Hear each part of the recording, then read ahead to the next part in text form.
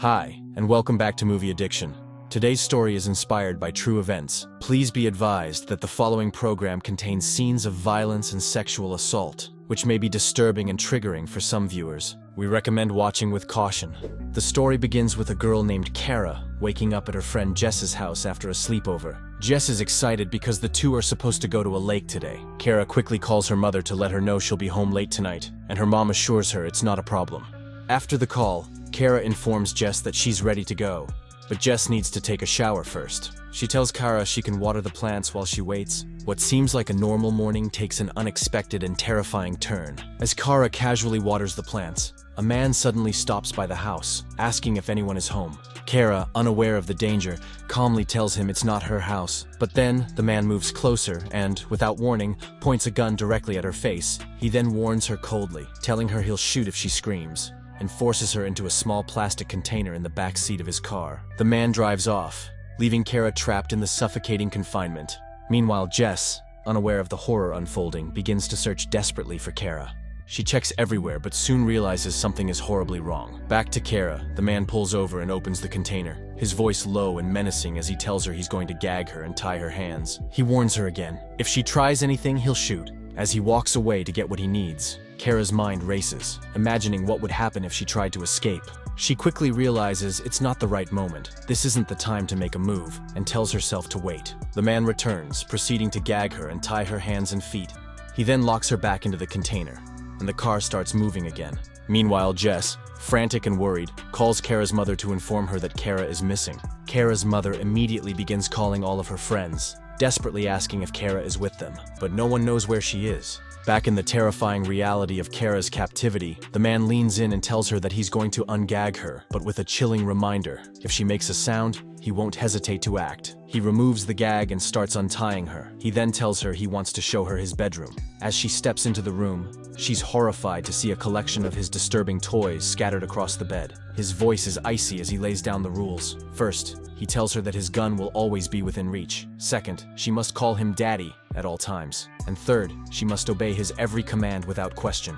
The man then proceeds to ask Kara a series of questions: where she lives, who she's with, and more. After answering each one, Kara's heart races, dreading what he might ask next. Finally, he asks if she's ever had any sexual experience. She hesitates but answers truthfully, telling him she hasn't. He then forces her to lay down and proceeds to rape her on the bed.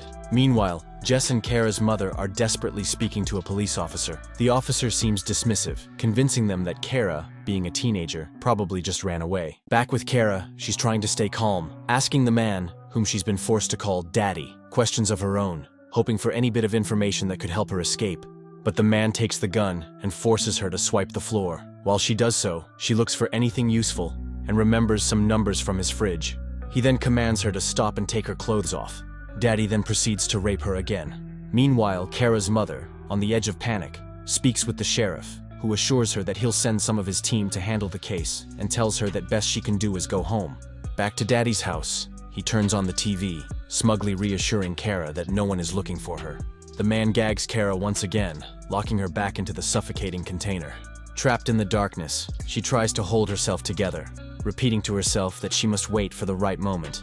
But as the gag presses against her face, she begins to struggle for air, each breath becoming more and more difficult. The panic rises as she starts to suffocate. Angrily, the man opens the container, furious at the noises she's making. He forces her to swallow some pills.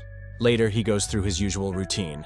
Once he leaves the bathroom, Kara seizes the opportunity. Quickly, she closes the door and makes a desperate attempt to escape through the window. But Daddy shows up and gunshot rings out. Her heart skips a beat, but it's only her imagination, fueling her terror. In reality, she stands motionless, her mind repeating that she must wait for the right moment. Daddy then ties her hands and feet to the bed before settling down to sleep. Kara hasn't slept the entire night, her mind racing as she waits for a stronger opportunity. She desperately tries to free herself from the handcuffs, but it's futile. With determination, she uses her mouth, finally managing to free her hands.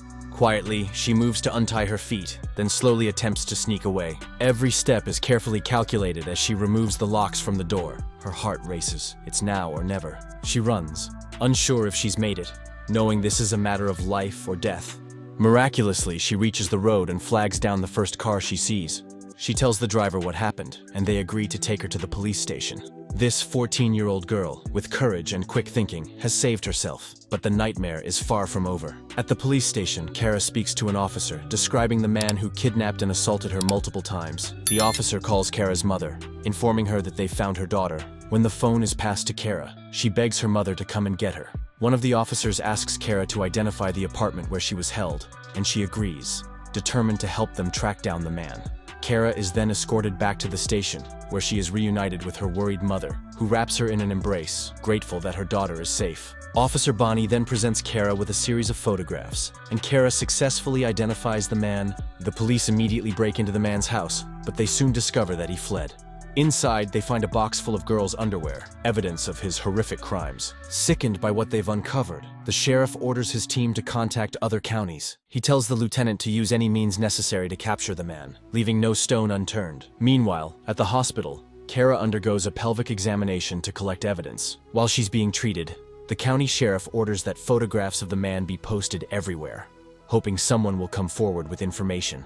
The investigation soon reveals that the man, whom they now know as Daddy, is married. His wife and daughter are currently away on a trip to Disney World. After Kara's treatment, she heads to the hospital lobby, where she's met by Jess and her boyfriend Ryan, who have been anxiously waiting for news. Despite their concern, Kara just wants to go home, her mind numb from everything she's been through. Her mother gently asks her what happened, but Kara, exhausted and overwhelmed, tells her mother that she doesn't want to know. When they finally arrive home, the house is flooded with police officers and neighbors expressing their concern by bringing her food. But Kara feels suffocated by the crowd and just wants to be left alone. Officer Bonnie explains that they're there for her safety, as they still haven't found the fugitive. Kara hopes they'll catch him soon so she can go back to her normal life. Kara asks her mother if she can go over to her boyfriend's house. When her mother refuses, Kara tells her that she won't let the horrible events define her life. In the middle of their argument, Jess arrives, and Kara quickly heads upstairs with her. Back at the station, the police have managed to contact Daddy's family. His sister admits that he was always suspicious, and this likely isn't the first time he's done something like this. She gives them the name of a hotel where he might be staying.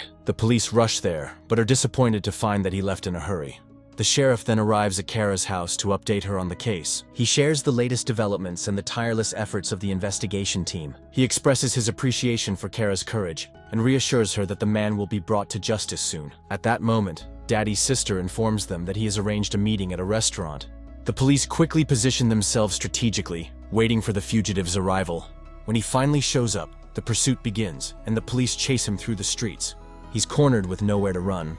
In a moment of despair, he places the gun in his mouth and takes his own life. The next morning, Kara wakes up to the smell of pancakes and heads to the living room, where her mother, smiling, informs her that the kidnapper has killed himself, freeing her from the constant fear of him finding her. But Kara is overwhelmed by a sense of injustice, feeling robbed of the chance to confront her abductor in court and see him locked away forever. Eventually, she finds some comfort knowing she'll never have to relive the traumatic experience. Later, Kara approaches her mother, apologizing for her earlier behavior. She expresses her desire to regain control of her life and tells her mother that she's a survivor. And that's where the film ends. Make sure to subscribe and turn on notifications so you don't miss a new video. Thanks for watching.